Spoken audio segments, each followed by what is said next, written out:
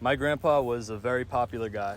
No matter where he took me, whether it was to the mall or to our favorite sushi place, Fushimi, it was almost a guarantee that we were going to run into someone who knew him. And if I would ask him about the person, he'd answer in his signature, complicated style of answering everything.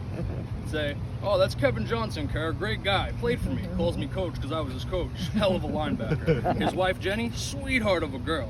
His sister-in-law was third cousins with Robbie Conklin, all-American, great guy, he played for Dan Pasquale." And within 20 seconds, there were 50 different characters and plot developments, and I forgot the original question I had asked. But when I would ask him about his coaching days or anybody that played for him, he knew every single person by name, number, and position, and could probably tell their stories better than they could, because each and every one of them were special to him. That's how much he cared for people, that's how big his heart was. When he talked to you, he made you feel like you were the only person in the world. Oh. When he entered the room, his presence dominated like a giant, even though he would probably be the shortest person there. At his 70th birthday party, there were hundreds of people there talking about what a great guy he was, and it was really amazing to see how many people truly loved him and how many lives he had touched. It made it abundantly clear what I always knew. My grandpa was a legend. Dennis Barrett was a hero to so many, and he was a hero to me. But he wasn't a hero to me because of how many friends he had, or because of his coaching record, or because of how many awards he won. He was a hero to me because he was the greatest grandpa in the world. Since I was a baby, I always gravitated towards him. He told me anytime he came over when I was a toddler, my face would immediately light up and I'd crawl right over to him.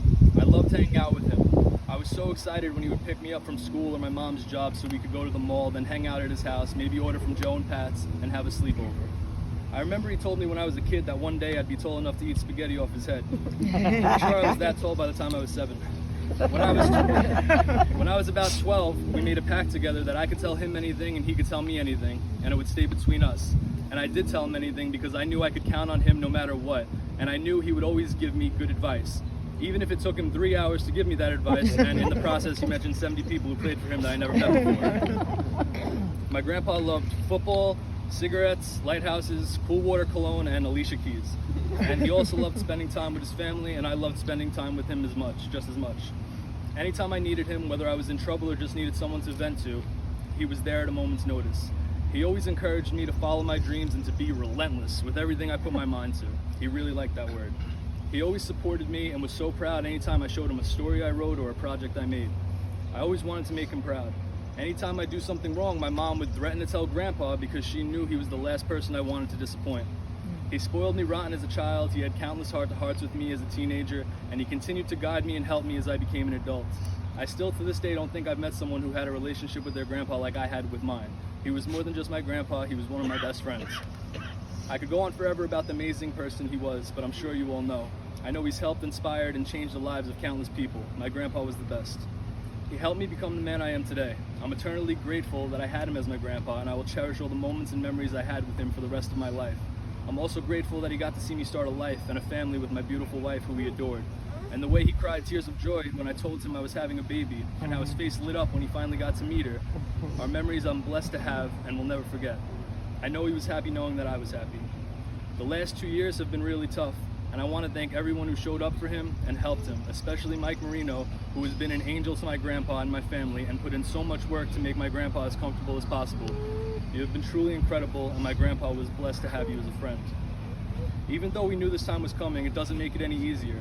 Knowing that I'll never get to hear him say, "Hey, Kerr," again, or hear him tell me that he loves me or that he's proud of me, and knowing that he'll never again give me an uncomfortably long wet kiss on the cheek with his bushy mustache breaks my heart. But I know that he's not suffering anymore and that he's at peace. He had deep faith in God, and I believe he's in heaven now with his parents and his dog Prince, watching over us, probably singing Danny Boy with the Angels and telling Jesus about the 1979 Metro Bowl. I love my grandpa with all my heart, and I know he loved me unconditionally even when I didn't deserve it. I lost my train of thought, sorry. I wish I could have told him one more time how much I loved him and how important he was to me. He will live on in my heart forever, and I will never forget the amazing, kind, generous, stubborn, loving, selfless, unique, relentless person that he was. I can never repay everything he's done for me, but I will always continue trying to make him proud, and I'll be happy if I can be just 1/10 of the man that he was. Until we meet again, I'll always love you, Grandpa. Thank you. Good job.